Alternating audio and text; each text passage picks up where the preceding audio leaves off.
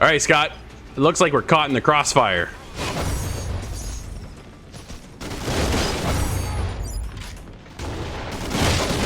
For a whole lot more videos like this one, check out our channel, give us a like, and subscribe. Scott, we had a beta come to the Xbox One, and we jumped into CrossFire X. This was a surprise acquisition from Xbox, bringing in the CrossFire game, most notably known on PC. So they got this first-person shooter, I think, to kind of more or less compete with the fact that they lost the Call of Duty brand to stick by with them for the competition, and now they got this coming in to try and take its place. But you think it's going to? I'm a little mixed on that one. So this game is a crossfire scenario, so to speak, between a CSGO style game and a Call of Duty modern shooter. It has all the staples of everything. There's, create a class, you can tweak your loadout, you can tweak your gun a little bit, and then it's kind of broken down into different game modes that are available. Through the beta, we only had the access of two different kind of genres of the shooter, so to speak. Sure. The classic, which is modeled after CSGO, and the modern, which is after Call of Duty. And then we get 2 different levels of classic. So we kind of get a variant that we're able to take a peek at.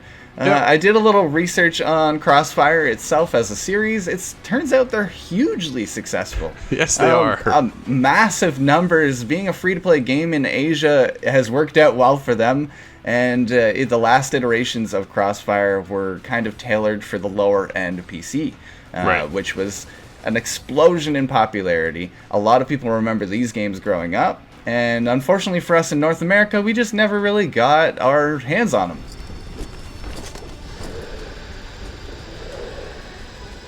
It looks like Call of Duty. I think you can speak to that one a little bit. Yeah, absolutely. That was the first thing. So I jumped into the game, and my girlfriend's sitting beside me, and she goes, "Are you playing Call of Duty?" I went, "No." So instantly, right? So someone who doesn't recognize Call of Duty versus other games instantly recognizes the fact that, oh man, that looks like Call of Duty. And even I was kind of going, whoa, that kind of really does look like Call of Duty. And it just becomes such its own genre and its own platform in a sense. So when we get into Crossfire, I'm like, okay, you need to be different than Call of Duty. And how it does that is actually it kind of slows itself down in the fact that it's a slower pace than Call of Duty. You're not able to maneuver as quickly, or you don't have the agility that you do in a Call of Duty kind of game. And I think honestly we're fair to say that we're going to compare these two and Valorant at the same time, or other games of that genre, that nature, because you want to see what makes it stand out. And to me, I honestly didn't feel much stood out when I was playing, Scott. It felt just like another generic shooter to me. What about you? Yeah, it is very generic on the face. You get below that coat of paint, and it doesn't really let up either. It does have a little of the draw, the kind of fast-paced shooter. It's a domination style in that game mode where you're fighting over points on the map and then for kills for points. So it can be somewhat fast-paced, but it's different. When you pull out the knife, that's when you run fast. So you see a lot of the way people playing, it is more akin to something on PC, which I think is where you're getting the Valorant feeling out of it. I would just distill that a little bit further into CSGO, and it definitely matches a lot more of those tropes. The lack of aim down sight in an iron sight scenario. That was weird. So you have to be more picky with your fire. The recoil behaves differently, a little bit more like PC. Just these little slights that make it feel much more like a PC game. Like I should be playing this with mouse and keyboard. Absolutely. Even the drift on the sticks I find to be a little tight, or something's just a little off on the motion.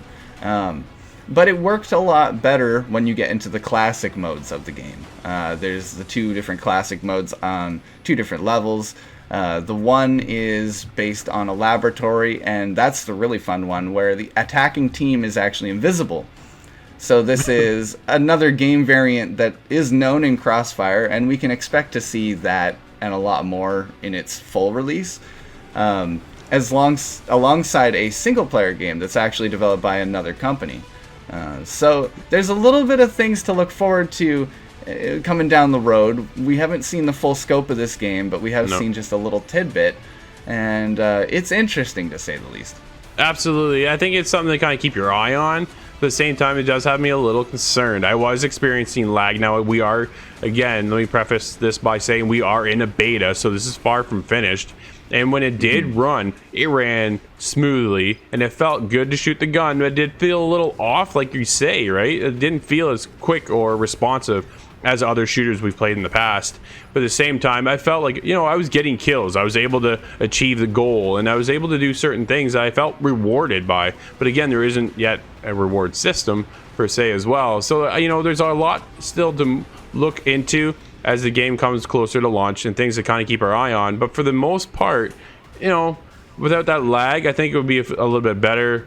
But I was having a decent time. I just really don't know if it's for me. I think that's honestly the biggest thing. But it is something to keep an eye on.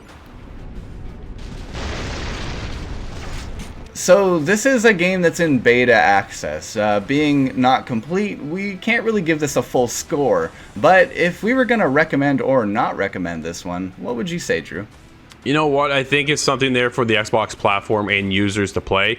It is coming free to play, so that's a bonus side of it as well. So I think it's definitely something I would recommend checking out. Yeah, I think we're of the same page there. There was some hits and some misses. Some things feel a little off, but it is a new series, and it kind of has grabbed my curiosity. This is just a beta. I want to see what the full release has before I really give this a number. But for now, I recommend that you check it out. CrossFire X is a free-to-play shooter that represents both styles of FPS. It's a clone, but still fun. This game has our attention on release. Mission failed.